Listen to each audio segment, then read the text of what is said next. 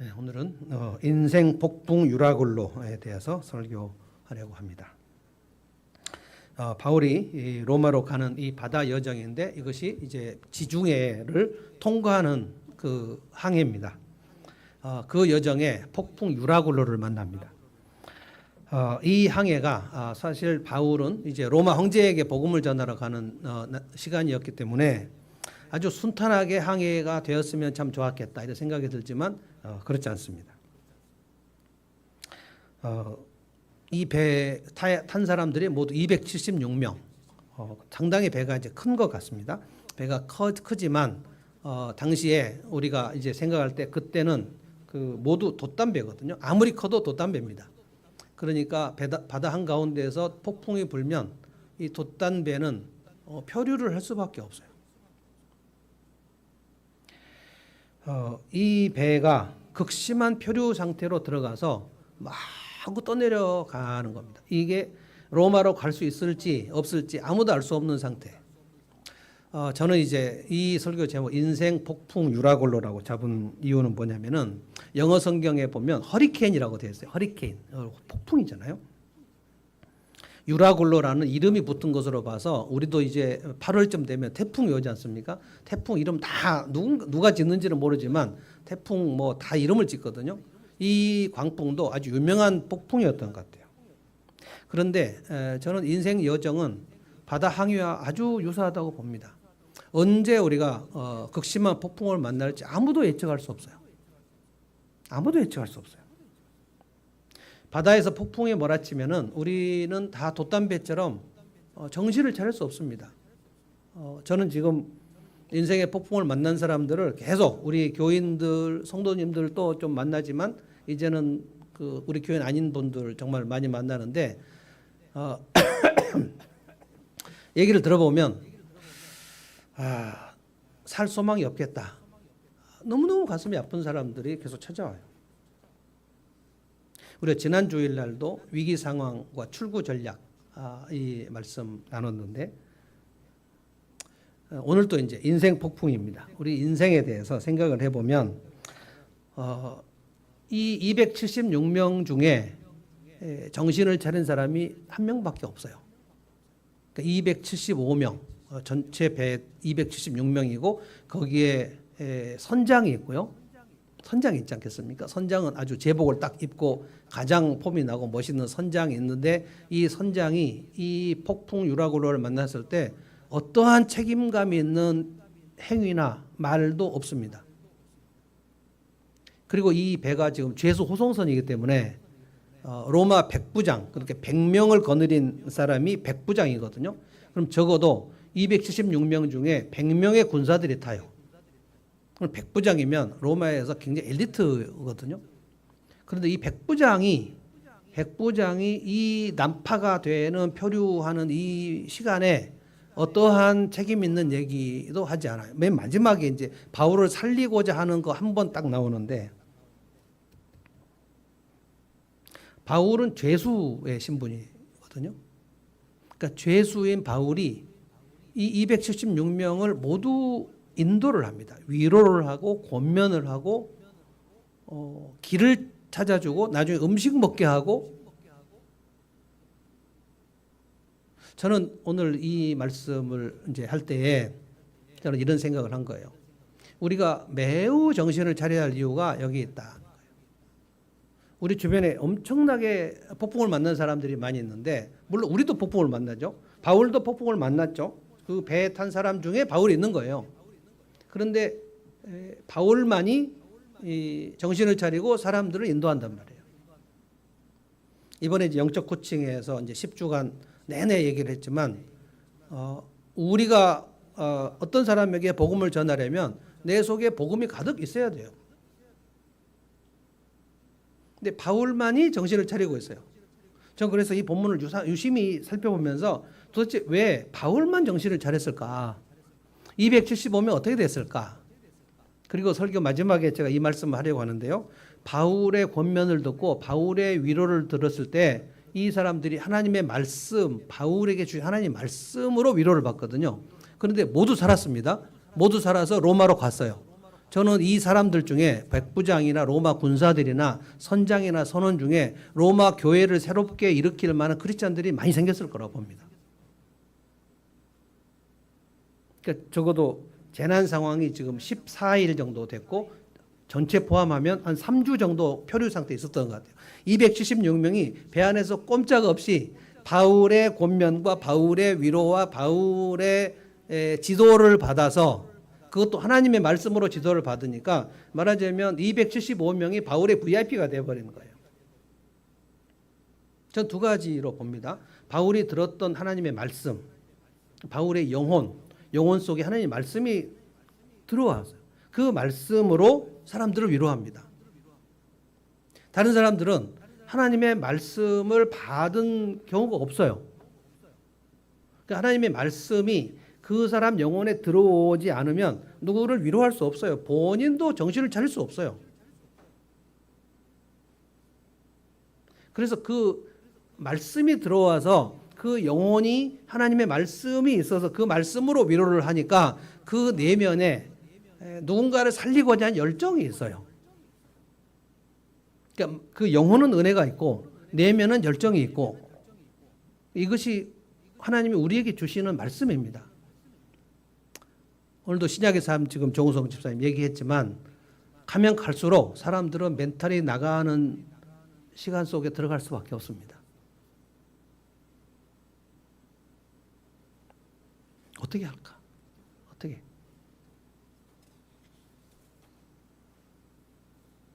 하나님의 말씀이 그 사람 속에 들어가야지 그 말씀으로 내가 위로를 받고 그리고 힘을 얻고 그리고 누군가를 위로할 수 있어요.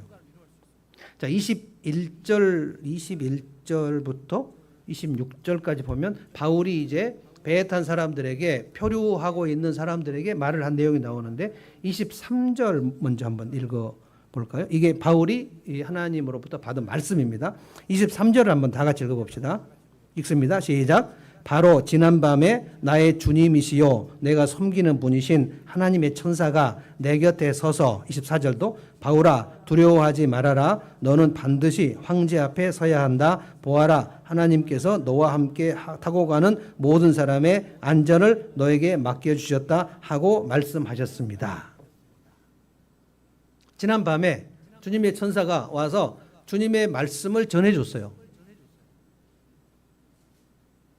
그래서 바울아 두려워하지 말아라, 안심해라, 이 말씀을 했어요. 이 얘기를 지금 사람들에게 하는 겁니다. 네가 반드시 황제 앞에 설 것이다.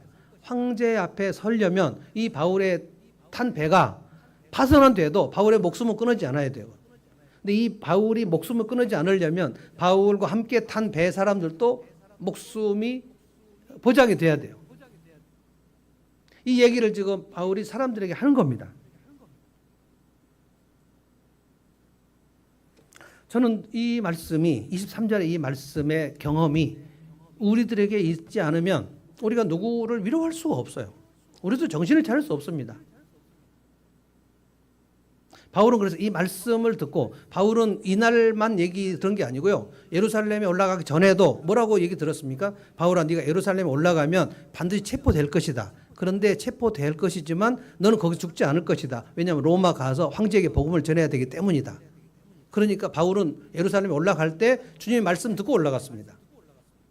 그리고 예루살렘에 올라가서 사내들인 앞에서 간증을 했을 때 그날 또 주님이 나타나셔서 바울아, 오늘 네가 예루살렘에서 나를 증언을 잘했다. 로마에서도 네가 증언을 하게 될 것이다. 계속 주님의 말씀과 교통을 해요. 그래서 저는 인생 폭풍을 만날 때 두 종류 사람밖에 없다고 봅니다. 매일 주님의 말씀으로 마음에, 영혼에 가득한 사람과 매일 주님의 말씀을 듣지 않는 사람, 둘 중에 하나밖에 없어요. 예수 믿느냐 안 믿느냐, 그거보다 더 핵심적인 것이 뭐냐면 예수님을 언젠가 믿었다 할지라도 그 말씀에, 그 마음에 하나님 말씀에 매일 들어오는 사람과 매일 안 들어오는 사람, 둘 중에 하나밖에 없어요. 주님을 매일 만나지 않은 사람들은 276명 중 275명이 혼란과 절망 속에 다 빠져버립니다. 다른 방법이 없어요. 선장이나 백부장이나 그들의 사회적 지위나 위치가 아무런 소용이 없어요. 여러분 우리보다 훨씬 더 그 재산이 많은 사람들은 어떤 인생의 위기가 올 때 무슨 그 대책이 있을까요?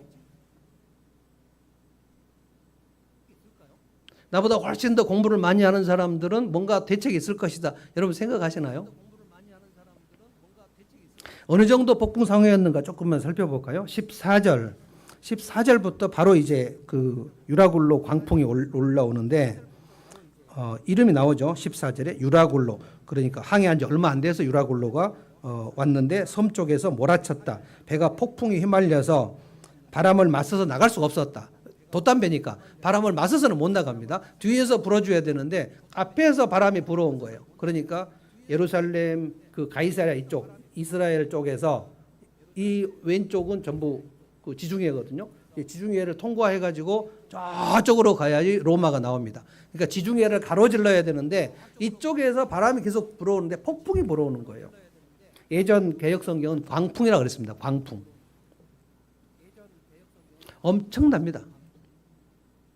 그래서 이제 선원들이 배가 막 세차게 몰아치니까 정신을 차릴 수 없어가지고 3일째 되던 날에 배에 있는 짐들을 막 내리고 배가 무거우면 안 되니까 거의 이제 난파 직전에 있으니까 배에 있는 짐을 내리고 배의 장비들도 내리고 정신을 차릴 수 없어요. 사람들이 14일간 표류를 하는데 그 배에 음식이 가득 있었는데요. 사람들이 빵 한 조각, 밥 한 그릇을 먹을 생각을 못 합니다. 다 밥을 못 먹어요. 밥이 있는데. 다 멘탈이 나가버린 거예요. 최악의 상황이 20절입니다. 20절. 한번 20절 볼까요? 제가 읽어보겠습니다. 20절. 여러 날 동안 해도 별도 보이지 않고 거센 바람만이 심하게 불었으므로 우리는 살아남으리라는 희망을 점점 잃었다. 여기서 사도행전 우리가 나오면 이게 누가라는 사람, 누가가 바울을 따라다니는 사람인데 의사거든요. 의사 누가가 누가복음 쓰고 사도행전 쓴 사람이에요. 이 사람이 누가가 우리는 점점 희망을 잃었다라고 하니까 누가는 바울하고 달리 주님의 말씀을 마음속에 듣지 못했다. 이렇게 볼 수밖에 없어요. 그러니까 같이 있어도 바울과 누가는 다르다. 누가도 하나님의 말씀 속으로 가져 들어갔으면 누가도 희망을 가졌을 텐데 누가도 희망을 잃었어요. 그러니까 배에 있는 사람들이 모두 살 희망이 끊어졌어요. 그러니까 절망입니다.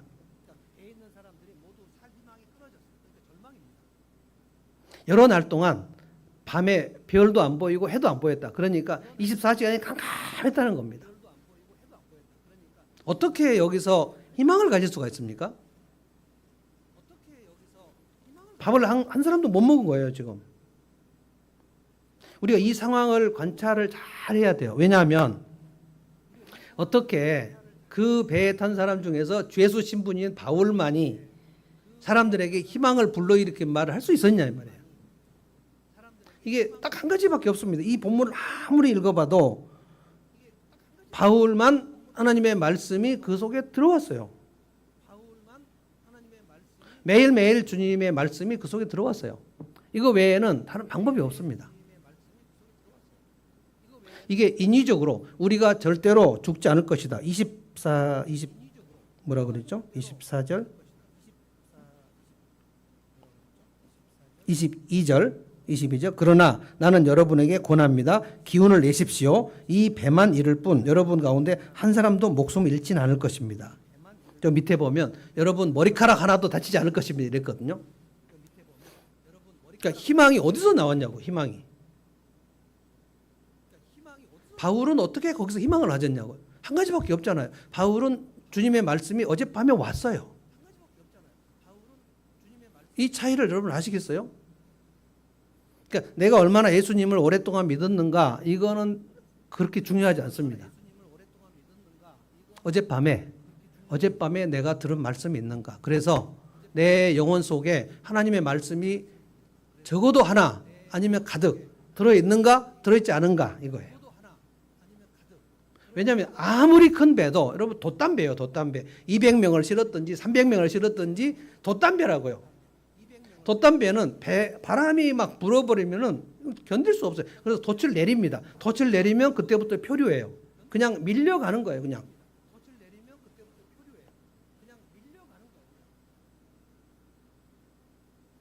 이 재난 상황에서 어떻게 사람들에게 안심하라고 말을 할 수가 있냐 이거예요. 저는 지금 그 재난을 만난 사람들 계속 상담하는데 제가 만약에 허둥지둥 되면서 뭐 어쩔 줄 모르는 상황 속에 있으면 그럼 제가 어떻게 그 사람들을 상담을 할까요? 방법은 하나밖에 없습니다. 바울하고 똑같아요. 하나님의 말씀을 매일매일 먹는 것밖에 없어요. 왜 목사님들이 탈진을 이렇게 많이 할까요? 왜 유명한 목사님들이 교회 여자 성도들을 건드려가지고 지금 대수치 속에 막 들어가 버리고 굉장히 많습니다, 지금. 그날 저녁에 주님의 말씀을 듣지 않았어요. 그럼 그 다음날 아침에 무너지는 거예요.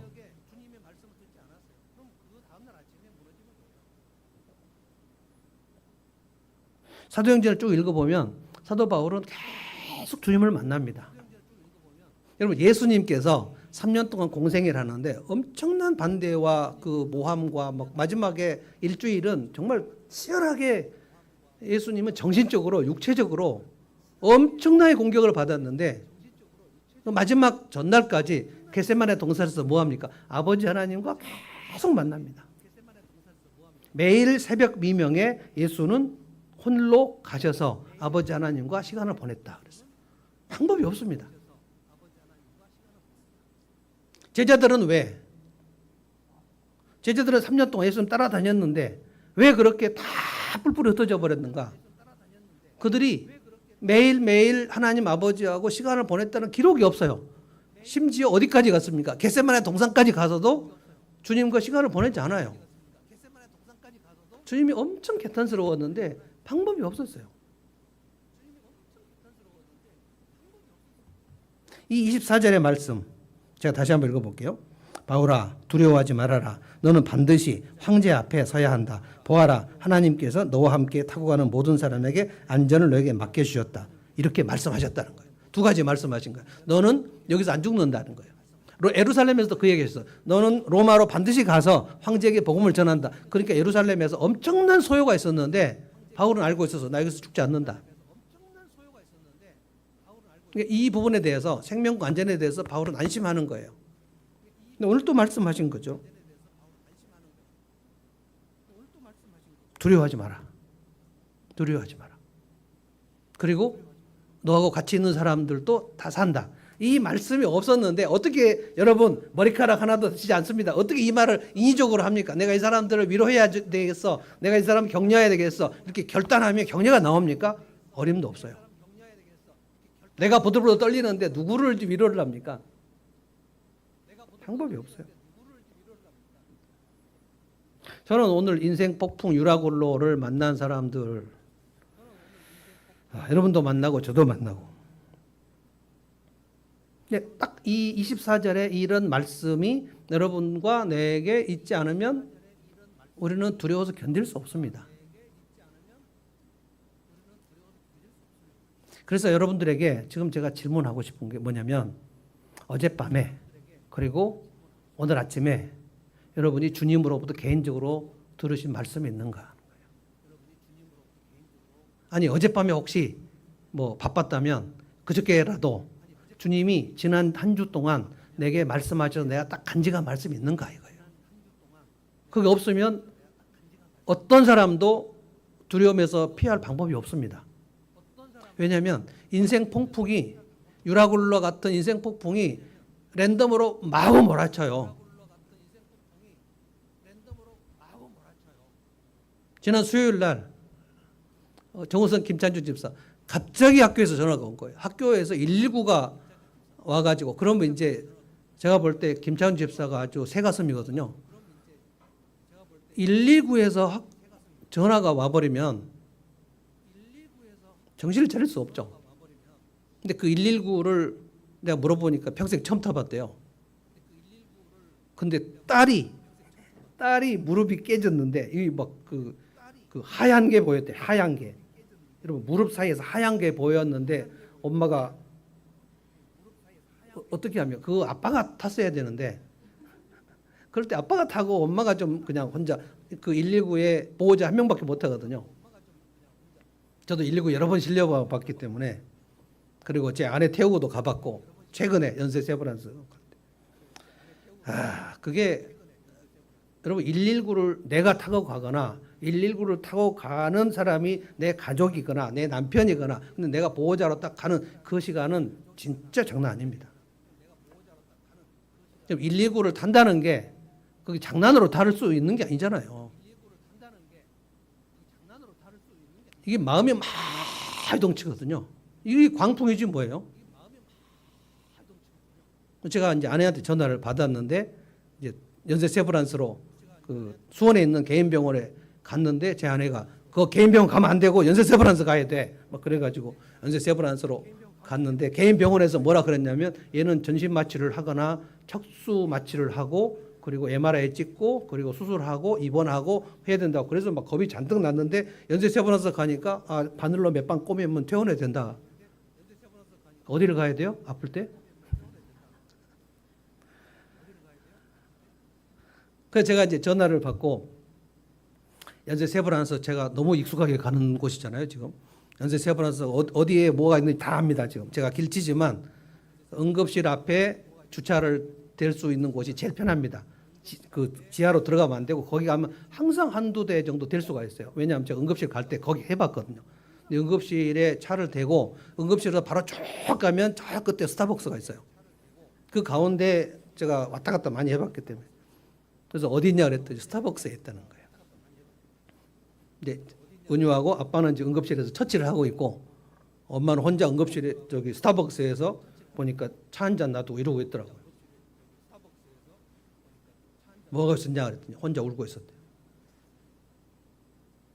그러니까 연세 세브란스 안에 응급실에서 무슨 얘기를 듣는지는 아직 잘 모르니까,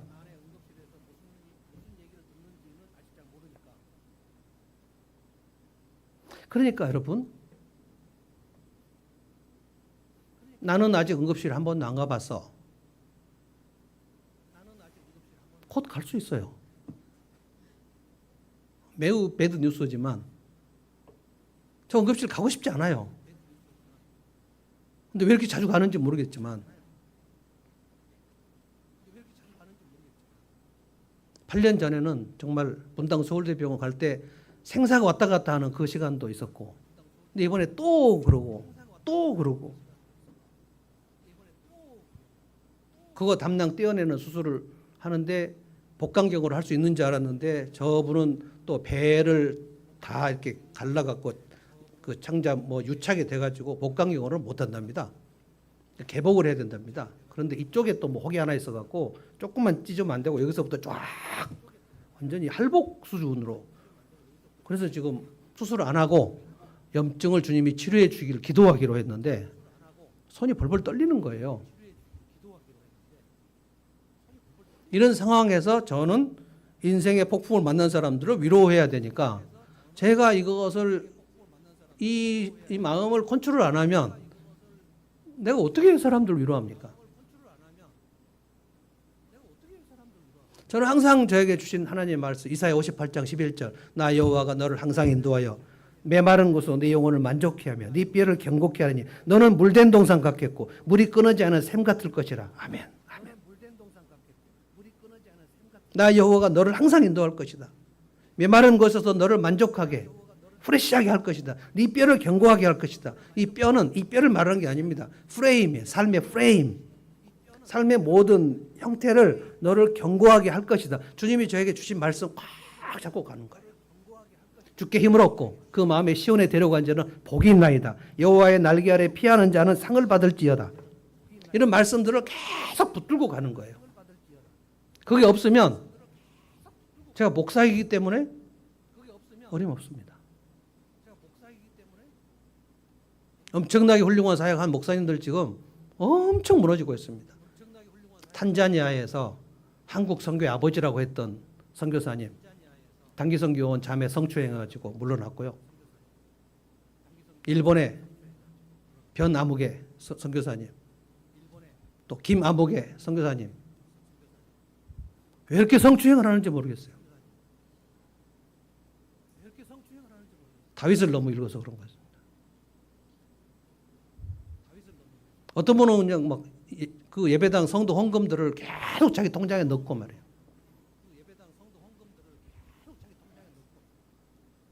마지막 때가 되면 저는 이제 다음 주일에 거짓 선지자에 대해서 이제 내일부터 그 에레미야로 들어가는데 제가 묵상하는데 정말 에레미야는 거짓 선지자의 소굴 속에서 혼자 견뎌요. 혼자. 이스라엘 백성들에게 계속 거짓 선지자들이 바벨론을 우리가 이길 것이라고 얘기해요. 근데 에레미야 혼자 우리 바벨론을 항복해야 된다. 그래서 포로로 사로잡혀갔는데 하나님께서 포로로 사로잡혀간 백성들에게 에레미야의 편지를 보내라. 거기서 빨리 돌아올 희망을 갖지 말고 밭을 일구고 집을 짓고 그 바벨론 성을 위하여 기도하라. 매국노 아니에요? 매국노? 그 얘기 했더니 막 거짓 선지자들이 벌떼같이 일어나가지고 예레미야 저 매국노 같은 놈. 저 사람 얘기를 듣어서 안 된다. 다 죽이려고 하는데 한 사람이 사반 아이감이라는 사람이 예레미야를 구출하고 우리아라는 선지자는 여호야김이 군사를 보내서 목베어 죽입니다.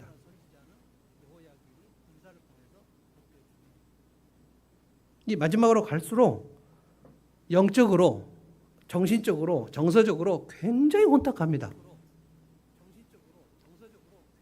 근데 여러분이 감히 하나님의 말씀을 어젯밤에 들은 말씀이 없이 그저께라도 들은 말씀이 없이 설교로 주일 설교로 여러분의 신앙을 유지할 수 있다고 생각하시면 큰 오산입니다. 무너집니다. 정신을 차릴 수 없어요. 어떤 광풍이 여러분에게 올지 몰라요. 사도 바울은 복음을 전하러 가는 길인데도 광풍이 왔잖아요. 예수님 잘 믿으면 인생의 폭풍을 만나지 않는다. 이런 성경 규절이 없다고요. 여러분에게 지금 막 속에 소화가 되고 있는 하나님 말씀이 있습니까? 그거밖에 없어요. 바울은 있었고 누가도 없었나 봐요. 두 번째, 이 내면의 열정 33절로 한번 가보겠습니다. 33절 제가 읽어보겠습니다. 날이 새해갈 때에 바울은 모든 사람에게 음식을 먹으라고 권하면서 말하였다. 여러분 오늘까지 열 나흘 동안이나 마음을 졸이며 아무것도 먹지 못하고 굶고 지냈습니다. 그래서 나는 여러분들에게 음식을 먹으라고 권합니다. 그래야 여러분은 목숨을 유지할 힘을 얻을 것입니다. 그리고 뭐라 그랬죠? 여러분 가운데서 아무도 머리카락 하나라도 잃지 않을 것입니다. 35절 36절 다 같이 한번 읽어볼까요? 35절 다 읽습니다. 시작. 바울은 이렇게 말하고 나서 빵을 들어 모든 사람 앞에서 하나님께 감사를 드리고 떼어서 먹기 시작하였다. 그러자 사람들은 모두 용기를 얻어서 음식을 먹었다. 자, 음식을 먹을 때 뭐가 필요해요? 용기가 필요해요. 용기를 내서 음식을 먹었다는 거예요. 14일간 아무것도 못 먹었습니다. 배에 음식이 없었나요? 그렇지 않아요. 배에 음식이 많이 있었습니다. 276명에게 배부르게 먹을 음식이 있었어요. 근데 아무것도 못 먹었습니다. 멘탈이 나가버렸어요.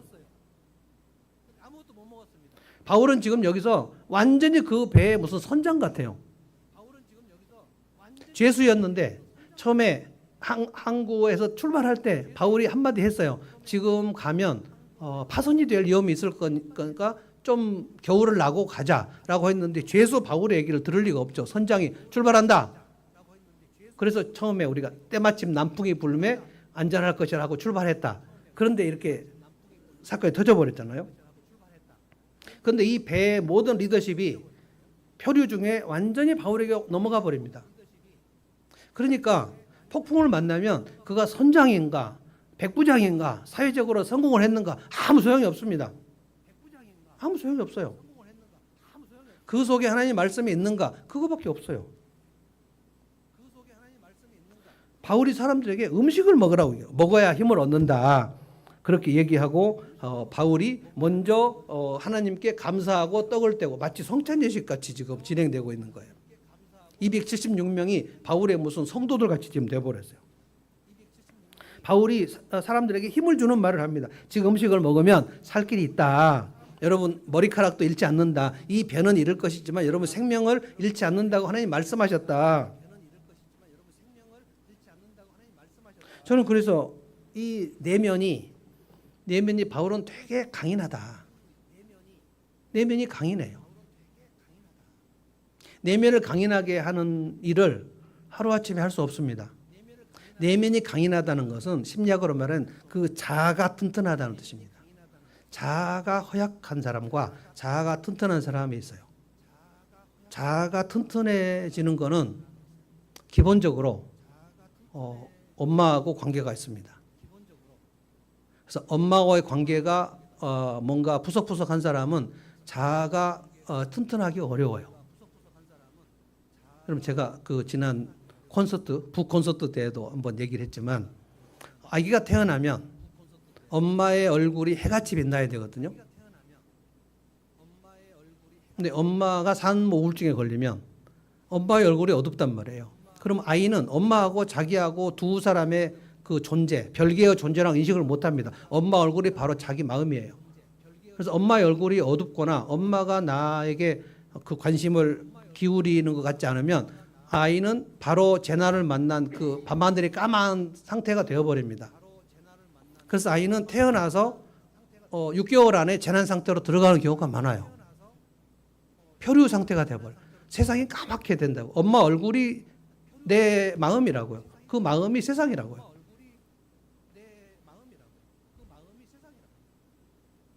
그래서 사실은 우리 대부분이 태어나서 1년 안에 재난 상태에 들어갑니다. 그런데 이제 제가 여러분들의 이야기를 쭉 들어봤을 때 엄마의 얼굴이 어두운 정도가 아니고 엄마가 방치하는 경우도 많고 엄마가 학대하는 경우도 많고 엄마가 내 일기장을 뒤져본 일도 많고 엄마가 뭔가 이렇게 추적을 막 하고 이러니까 엄마와의 관계에서 튼튼하게 그 친밀감 형성이 안 되면은 아이의 자아가 허약해요. 푸석푸석하단 말이에요. 이거를 강인하게 매일매일 하는 방법, 다른 방법이 없어요.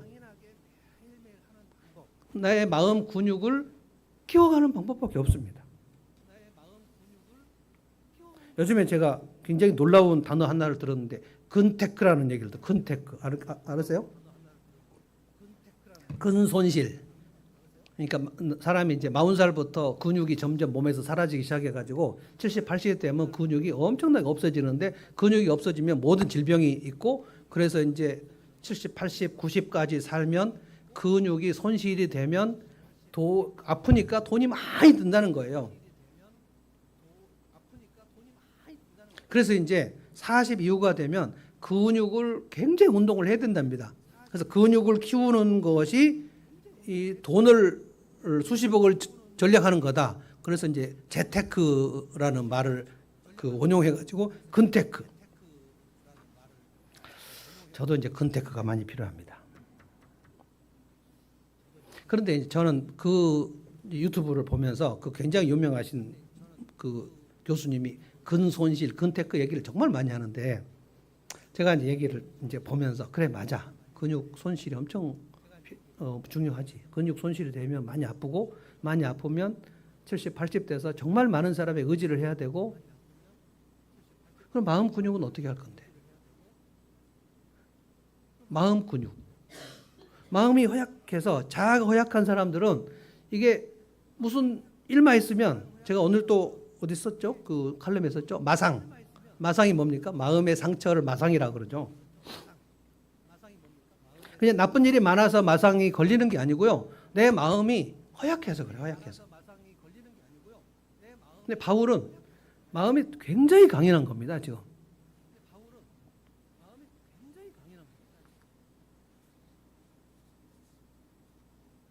그래서 이제 한 명 한 명 상담을 하면서 저는 이제 그분의 상황이 뭐 그 사람이 비즈니스를 하는데 비즈니스를 돈을 잘 벌게 해주거나 아니면 뭐 그 사람이 뭐 부동산을 뭐 잘하게 하거나 거기에 대해서는 제가 전병이니까 말할 수가 없고 저는 상당히 목표가 이 사람의 마음 근육을 단단하게 하는 데 목표를 두고 있어요.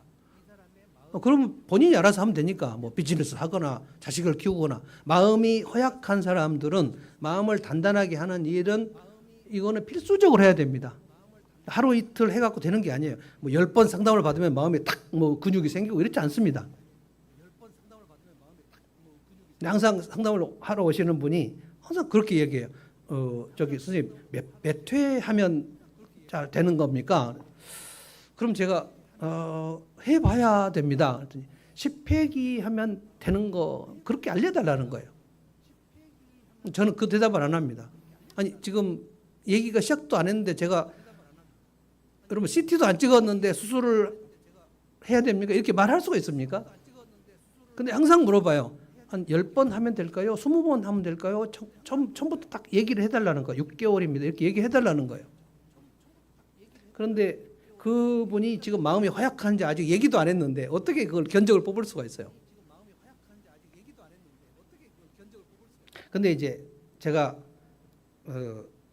얘기를 들어봤을 때 이 사람은 되게 오래 가겠다. 그러니까 마음 근육을 오늘부터 시작해서 굉장히 오랫동안 해서 근육을 키워야 되겠다라고 생각되는 분은 공통적으로 특징이 있어요. 엄마의 관계가 아주 형편없어요. 아빠가 아닙니다. 그래서 저는 집중적으로 엄마의 관계를 물어봅니다. 그러면 다 나와요.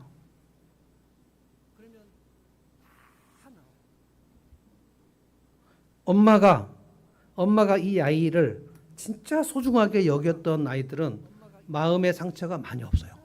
혹시 있어도 금방 해결이 돼요. 엄마로부터 이게 분리가 돼버려요. 애착 문제는 애착. 엄마하고 아이하고는 원래 한 몸이었는데 엄마가 출산을 하면 이게 나오잖아요. 이렇게 아기가 나옵니다. 그런데 이 두 사람 관계가 원래 한 몸이었기 때문에 애착이 엄청 있어서 상당한 시간 동안 36개월까지는 이 애착 관계가 엄청나게 필요해요. 그래서 옹알이 제가 제일 못한 게 옹알이인데 그래서 저는 이 3단 공부를 하고 제 아내가 엄청 대단하다는 것을 알았어요. 저 사람은 아기를 보면 옹알이를 엄청 하거든요. 그때 무식해가지고 뭐라고 생각했냐면 알아듣지도 못하는 와이야 우와우와우와 이 저거 하면 뭐하냐. 근데 제가 엄청 무식한 거였어요.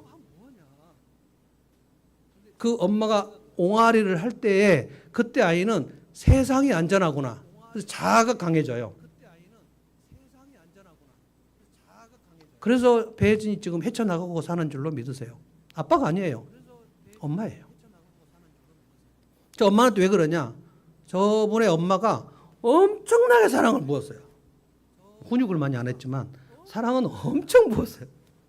구남매의 막내인데 이거 막 세상에서 막 내 딸을 막 엄청 보호하고 막 우산 안 갖고 가면 엄마가 학교 우산 갖고 와서 윤이나 하고 막 해갖고 우산 갖다 주고. 그러니까 이 사랑이 엄청나게 부어진 거예요. 그러니까 그거를 이제 아이에게 쏟아붓는 거예요. 이제 많은 경우에 이 부분이 굉장히 푸석푸석합니다. 그래서 이게 푸석푸석하면 그 자아가 되게 허약해요. 그러면 나는 자아가 허약하니까 이대로 그냥 유라굴로 강풍 만나면 쓰러져 버리고 밥도 안 먹어버리고 이렇게 하면 될 것인가? 방법은 하나밖에 없어요. 계속 근육을 키우면 됩니다. 그러니까 엄마의 사랑을 많이 태어나서 받은 사람만큼 되진 않아도 자기가 얼마든지 이 광풍에서 사람을 위로하고 사람을 살릴 수 있는 정도까지 강인하게 키울 수 있어요. 자기가 해야 돼요. 상담자가 해주는 게 아닙니다. 여러분 좋은 그 피트니스 가면 훈련사가 계속 훈련하라고 하죠. 그런데 훈련은 누가 해요? 자기가 하는 거예요. 자기가.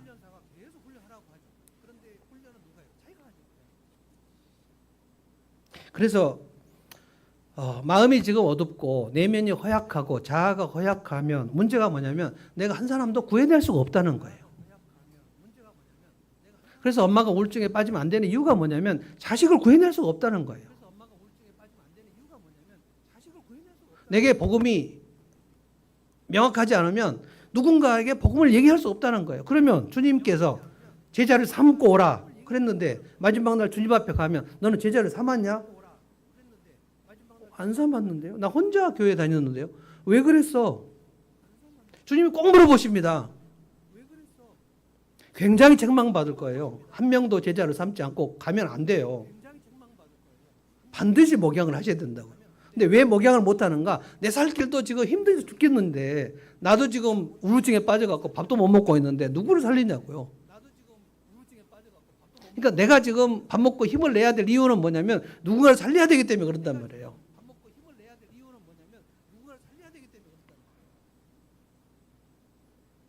저는 부모가 아주 부부싸움 많이 하고 불화가 있어서 그 아이들이 공부를 못하는 경우, 그리고 자폐에 들어가는 경우, ADHD에 빠진 경우, 게임 중독에 빠진 경우, 심지어 막 음란 채팅 속으로 들어가는 경우, 이 아이가 왜 이런지 모르겠다는 거예요.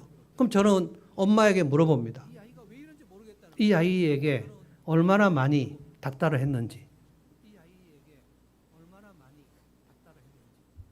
본인이 막 자기를 들볶는 사람은 자녀를 들볶지 않을 방법이 없어요. 로스팅인가? 왜 이렇게 들볶아? 막 들볶. 본인이 들볶기 때문에 그런 거예요. 저급증에 빠지면. 그러면 아이를 저급증에 의해서 양육을 하죠. 그러면 이 아이가 막 들볶이면 강박이 걸리거나 자폐에 들어가 버립니다. 근데 본인이 그랬는지를 모르니까 이 아이가 왜 자폐증에 걸렸는지 알 수가 없는 거죠. 이 아이가 왜 강박증에 걸렸는지 알 수가 없는 거죠. 이 아이가 왜 이렇게 비행을 저지르는지 알 수가 없어요. 근데 부모로부터 나오지 않은 비행이 없습니다. 초등학교 고학년부터 시작해서 중학교 들어가서 편의점에서 물건을 훔치는 것은 전부 엄마하고 관계가 있어요. 아예 책에 나와 있어요. 박탈과 비행이라는 책. 저는 그 학교 다닐 때 그 책 공부를 못 해가지고 지금 혼자 구해서 열심히 읽고 있는데 거기 보면 놀라운 얘기가 있어요. 엄마의 달콤한 사랑을 못 받은 아이는 반드시 편의점에서 사탕을 훔친다고 되어 있어요. 왜 굳이 다른 거 아니고 달콤한 사탕을 훔치는가? 이 달콤함과 이 달콤함이 연결되어 있어요.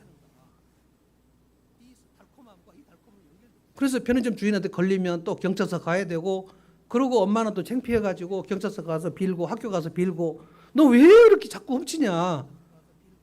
근데 엄마가 그 달콤한 사랑을 박탈해가지고 이 아이가 달콤한 사탕을 훔치는 거 엄마가 알 리가 없죠. 도대체 내가 열심히 기도하고 키웠는데 왜 얘가 이렇게 자꾸 도벽이 생겼는지 알 수가 없단 말이에요. 이 아이도 모르니까 내가 왜 훔치는지를 이 아이가 알아요? 엄마가 달콤한 사랑을 박탈해갖고 내가 사탕 훔쳤어요. 이거 어떻게 알아요? 몰라요.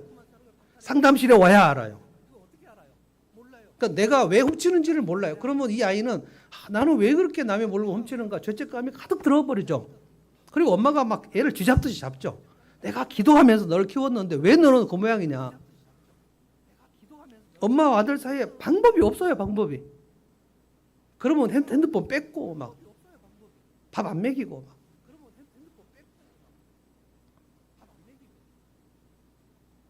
우리가 대안이 하나밖에 없어요. 자, 두 개가 대안인데 첫째 대안이 이거예요. 하나님의 말씀이 여러분 속에 가득 들어와야 돼요. 지금 굉장히 많이 공허한 상태, 그러니까 영혼의 위장 속에 하나님 말씀이 없으면 여러분은 어쩔 수 없습니다. 사진 한번 떨립니다. 심지어 오늘 설교 마지막에 우리 나 두려움 없네 두려움 없도다 주 예수님이 배의 사공이라 이 찬송 부를 텐데 이 찬송을 불러도 속에 두려움이 가득 차요. 왜냐하면 말씀이 없으면 찬송을 부를 수 없습니다.